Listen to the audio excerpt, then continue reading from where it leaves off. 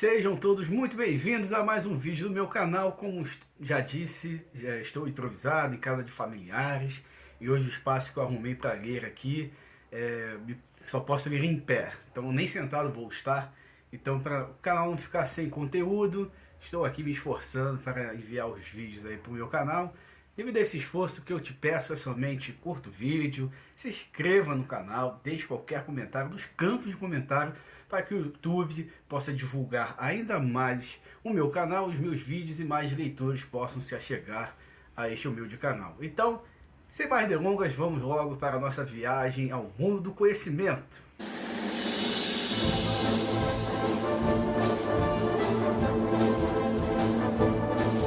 Bom, como eu sempre digo, estamos lendo Pai Rico, Pai Pobre. Caso você tenha um livro, por favor, pegue-o, desfrute da leitura junto comigo.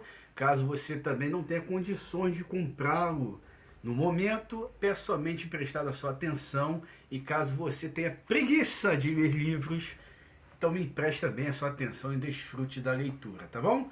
Nós vamos continuar lendo na página 50, subtítulo Vendo o que os outros não veem. Ao entrar em sua caminhonete no estacionamento da pequena loja de conveniência, ele disse: "Continuem trabalhando, meninos, mas quanto mais cedo se esquecerem de que precisam de um contra-cheque, mais fácil se tornará sua vida adulta. Continuem usando seu cérebro, trabalhem de graça e logo sua mente lhes mostrará formas de ganhar muito dinheiro mais rápido do que eu poderia lhes pagar. Vocês verão o que outras pessoas nunca percebem, oportunidades que estão na frente do seu nariz. A maioria jamais enxerga essas oportunidades que estão na frente do seu nariz. A maioria jamais enxerga... Nossa, errei tudo aqui.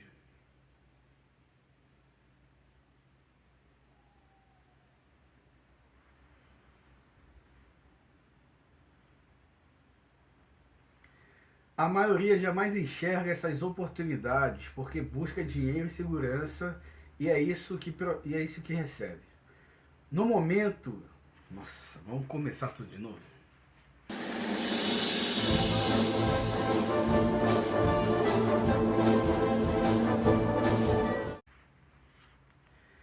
Subtítulo: Vendo o que os outros não veem. Ao entrar em sua caminhonete no estacionamento da pequena loja de conveniência, ele disse: "Continuem trabalhando, meninos, mas quanto mais cedo se esquecerem de que precisam de um contra-cheque, mais fácil tornará sua vida adulta. Continuem usando seu cérebro, trabalhem de graça e logo sua mente lhes mostrará formas de ganhar muito mais dinheiro do que eu poderia lhes pagar. Vocês verão o que outras pessoas nunca percebem, oportunidades que estão na frente do seu nariz. A maioria jamais enxerga essas oportunidades porque busca dinheiro e segurança, e é isso que recebe. No momento em que vislumbrarem uma oportunidade, vocês a reconhecerão pelo resto de suas vidas. Quando conseguirem isso, vou lhes ensinar outra coisa. Aprendam essa lição e evitarão uma das maiores armadilhas da vida. Mike e eu pegamos nossas coisas na loja e nos despedimos da Sra. Martin. Voltamos ao parque, ao mesmo banco da área de piquenique, e passamos várias horas pensando e conversando. Passamos a semana seguinte na escola, pensando e conversando. Durante outras 2 semanas, pensamos, conversamos e trabalhamos de graça. No fim do segundo sábado, estava eu outra vez me despedindo da Sra. Martin e lançando um olhar sonhador para a estante das revistas e quadrinhos. O problema de não ganhar nem mesmo 30 centavos aos sábados era que eu não tinha dinheiro para comprar gibis.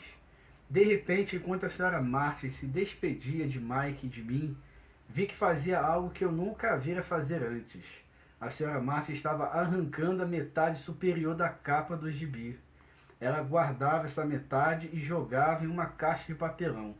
O resto da revistinha, quando perguntei o que estava fazendo, ela falou: "Estou jogando fora. Devolvo a parte de cima da capa para o distribuidor das revistas, que me dá um crédito quando traz os novos gibis.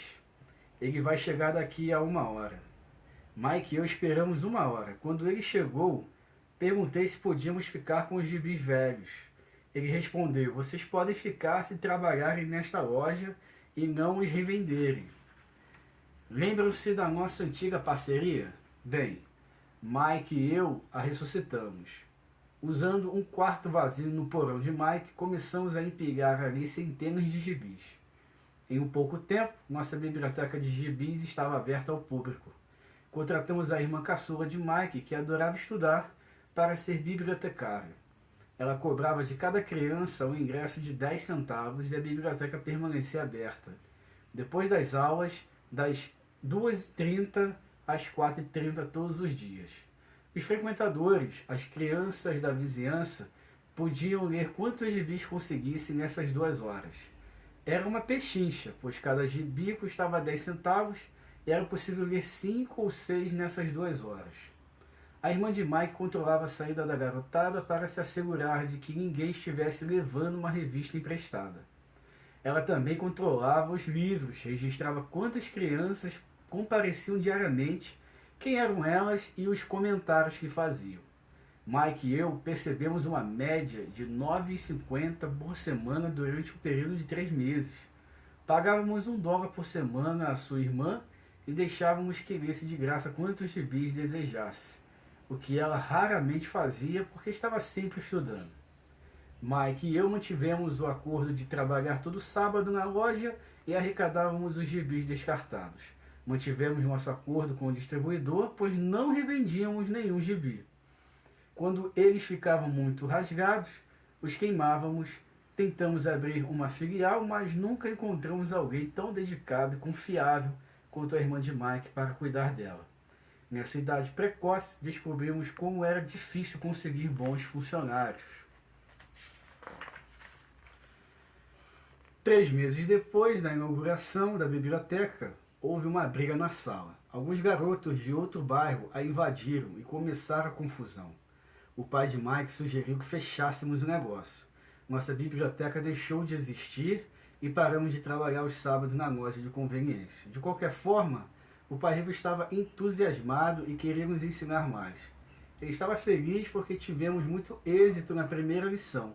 Aprendemos a fazer o dinheiro trabalhar para nós. Como não tínhamos recebido pagamento pelo trabalho na loja, forçamos nossa imaginação identificando uma oportunidade de ganhar dinheiro. Ao começar nosso próprio negócio, a biblioteca de gibis, estávamos controlando nossas próprias finanças e não dependíamos de um empregador. A melhor parte é que nosso negócio rendia dinheiro para nós, mesmo que não estivéssemos fisicamente presentes. Nosso dinheiro trabalhava para nós. Em vez de nos pegar em dinheiro, o pai rico tinha nos dado muito mais. Agora o livro entra na seção de estudo do capítulo 1, né? A lição: os ricos não trabalham por dinheiro. Então vem assim, resumo. Quando estava com 9 anos, Robert Kiyosaki e seu amigo de infância não foram convidados para a praia pelos seus colegas de classe porque eram garotos pobres, em uma escola abastada. Depois de seu pai pobre, que era professor e construiu uma vida confortável, mas sempre lutou para pagar suas contas, lhes falar que ele simplesmente devia fazer dinheiro, ele e seu amigo Mike fizeram o seguinte: coletaram tubos vazios de pasta de dente, que naquela época eram feitos de chumbo, eles os fundiram e usaram moldes de gesso para fazer moedas falsas. Eles foram rapidamente repreendidos pelo pai de Robert, que disse a eles que deveriam conversar com o pai de Mike, que apesar de nunca ter terminado o ensino médio, administrava vários negócios bem-sucedidos. O pai de Mike, o pai rico, do título deste livro, concordou em ensiná-los, mas sob os seus termos. Ele os colocou para trabalhar por 3 horas todas as manhãs dos sábados em uma loja de conveniência, empanando as comidas empacotadas e fazendo a limpeza. Ele pagava 10 centavos por hora, que Robert geralmente gastava em revistas e quadrinhos. Rapidamente, Robert ficou frustrado com o trabalho entediante e a baixa remuneração. Quando falou que pretendia parar, Mike disse a ele que seu pai já previra que aquilo aconteceria e que Robert precisava encontrá-lo. O pai de Robert era um professor universitário letrado, mas o pai de Mike era um homem de poucas palavras que ensinava de uma maneira muito diferente que Robert estava prestes a descobrir. Na manhã do sábado seguinte, Robert foi encontrar o pai de Mike, mas ficou esperando-o por 1 hora em uma sala escura e empoeirada. Ele estava entediado e irritado quando o pai de Mike chegou e o acusou de ser arrogante e desrespeitoso. Quando Robert lhe disse que não havia aprendido nada, o pai de Mike calmamente discordou.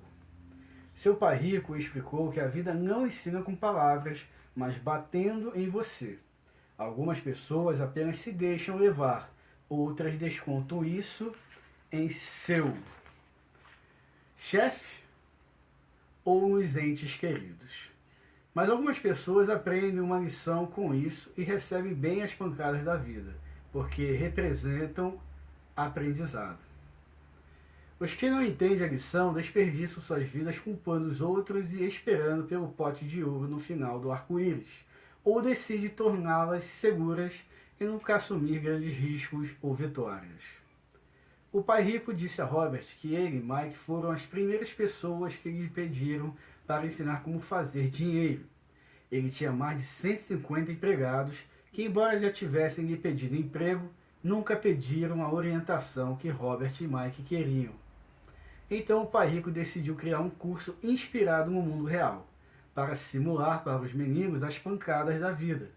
Robert questionou que lição havia aprendido além do que o pai de Mike era mesquinho e explorava seus funcionários.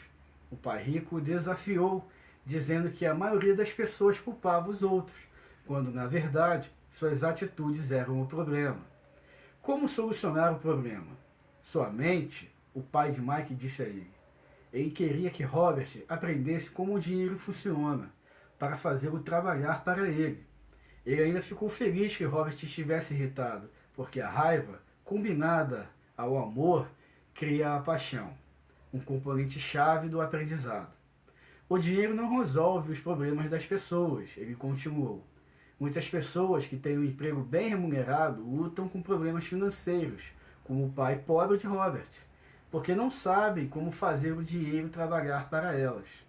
Ele disse que as emoções que Robert sentiu ao trabalhar por 10 centavos a hora, frustração e impotência, o acompanhariam por toda a sua vida se não aprendesse logo aquelas lições. Ele apresentou Robert ao conceito de impostos, mostrando que as classes média e baixa permitem que o governo as tribute, mas os ricos não. Ele perguntou se Robert ainda tinha paixão pelo aprendizado. Quando respondeu que sim, seu pai rico disse que pararia de pagá-lo pelo trabalho na loja. Ele falou a Robert para refletir e tentar compreender. Robert e Mike trabalharam de graça por 3 semanas. O pai de Mike apareceu e o chamou para uma conversa, perguntando se ainda não haviam aprendido nada. Eles não tinham. O pai rico disse a eles que se não aprendessem a lição, seriam como a maioria das pessoas, que trabalha arduamente por pouquíssimo dinheiro durante toda uma vida. Ele lhes ofereceu 25 centavos por hora, mas eles hesitaram. Ele subiu a oferta para $1 a hora, e então 2, mas Robert permaneceu em silêncio. A oferta final de $5 a hora, uma quantia homérica para a época, corroborou para Robert que ele não era comprável. O pai rico disse que era bom que eles não tivessem um preço. A maioria das pessoas tem, porque suas vidas são controladas pelo medo e pela ganância. O medo as faz trabalhar com afinco por um salário, mas uma vez que recebam esse dinheiro, a ganância as faz pensar sobre tudo o que é possível comprar. O que faz com que precisem de mais dinheiro e gastem cada vez mais. Isso é o que o pai rico chama de corrida dos ratos. Ele disse para os meninos que o primeiro passo era admitir como se sentiam. Muitas vezes, as pessoas agiam com emoção, em vez de pensar de maneira lógica. Tinham medo de admitir que o dinheiro conduzia suas vidas, e então as controlava. Não são apenas os pobres que enfrentam esse medo. Os ricos eventualmente operam a partir do medo. Ele queria ensinar os meninos a não ser apenas ricos, pois o dinheiro não soluciona o problema. A escola é importante, disse a eles, Mas para a maioria das pessoas, ela é o fim e não o começo.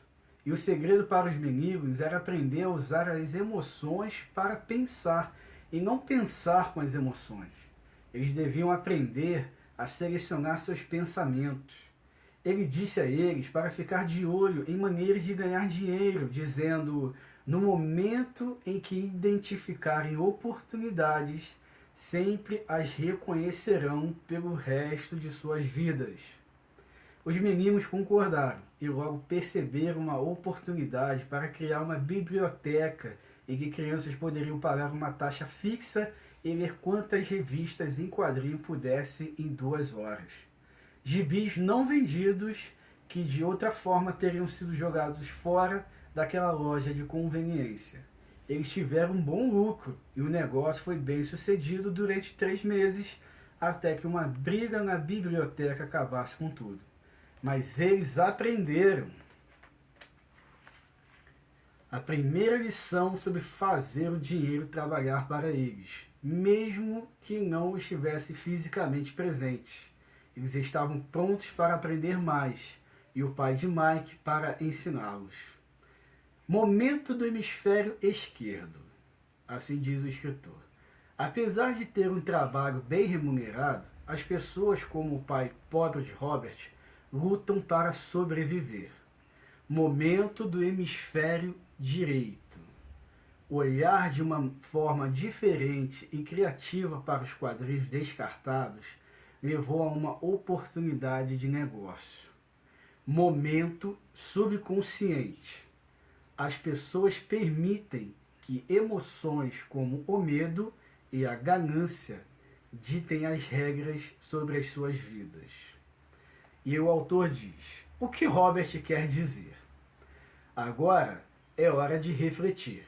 Pergunte a si mesmo: o que Robert quer dizer nesta citação? E por que ele diz isso? Nesta sessão, você não precisa concordar ou discordar dele. O objetivo é entender o que Robert está dizendo. Lembre-se, esta sessão de estudo é projetada para ser coadjuvante e de apoio. 2 cabeças pensam melhor do que uma.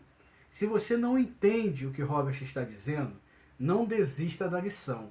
Peça ajuda. Aproveite o tempo para discutir cada citação até compreendê-las. E assim vêm as citações. As classes médias e baixa trabalham por dinheiro. Os ricos fazem com que o dinheiro trabalhe para eles. A vida bate em todos nós. Alguns desistem. Outros lutam. Alguns aprendem a lição e seguem em frente. Recebem satisfeitos os trancos da vida. Pare de me culpar, pensando que sou o problema. Se pensa que eu sou o problema, então terá que me transformar. Se perceber que o problema é você, então poderá modificar a si mesmo, aprender alguma coisa e tornar-se mais sábio. No caso do dinheiro, a maioria das pessoas prefere não arriscar e se sentir segura. Elas não são conduzidas pela paixão, mas pelo medo. A maioria das pessoas, se receber mais dinheiro, apenas se endividará mais. Saiba apenas que é o medo que faz a maioria das pessoas trabalhar em um emprego. O medo de não pagar as contas, de ser mandado embora, de não ter dinheiro suficiente, de começar de novo. Esse é o processo de aprender uma profissão ou habilidade e então trabalhar pelo dinheiro. A maioria das pessoas se torna escrava dele e fica zangada com o patrão. Tudo o que estou dizendo é que na maioria das vezes são as emoções que comandam o pensamento. Um emprego é apenas uma solução de curto prazo para um problema de longo prazo.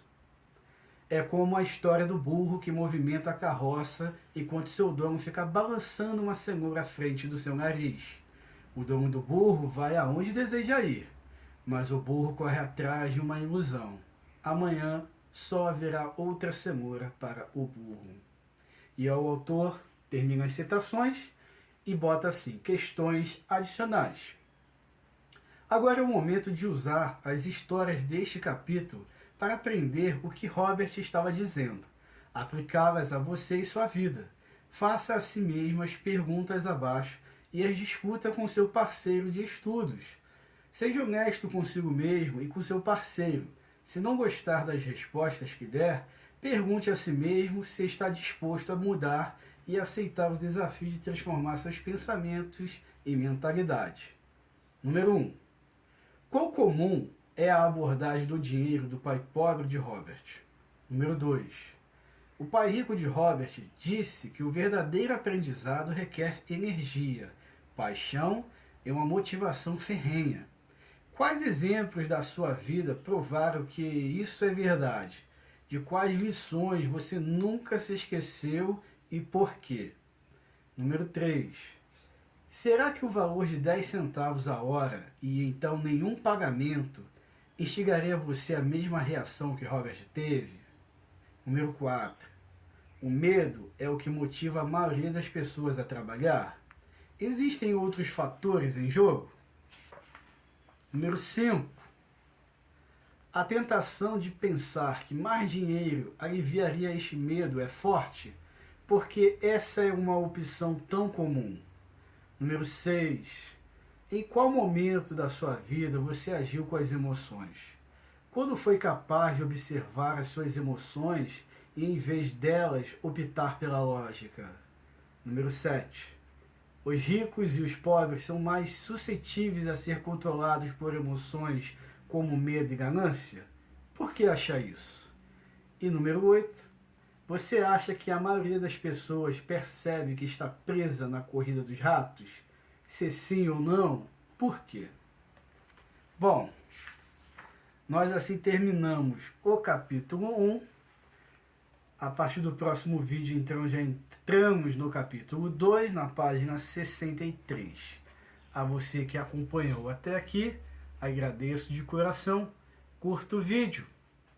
Deixa aí seu comentário na aba de comentário do vídeo e também se inscreva nesse canal para que mais leitores se cheguem aqui. Sobre essas questões, né, que o autor colocou aqui, questões adicionais, que ele fala de colega de estudo, né? Pergunte ao seu colega de estudo e faz aqui 8 questões adicionais para que você responda sinceramente, né? Colocando a sua vida nessas questões. Eu me coloco como seu colega de estudo e aí você usa a sua área de comentários aí do vídeo para que você possa responder e fazer alguma pergunta para mim, e assim a gente vai dialogando com essas questões adicionais que o autor colocou, tá bom? Então eu fico por aqui e até o próximo vídeo.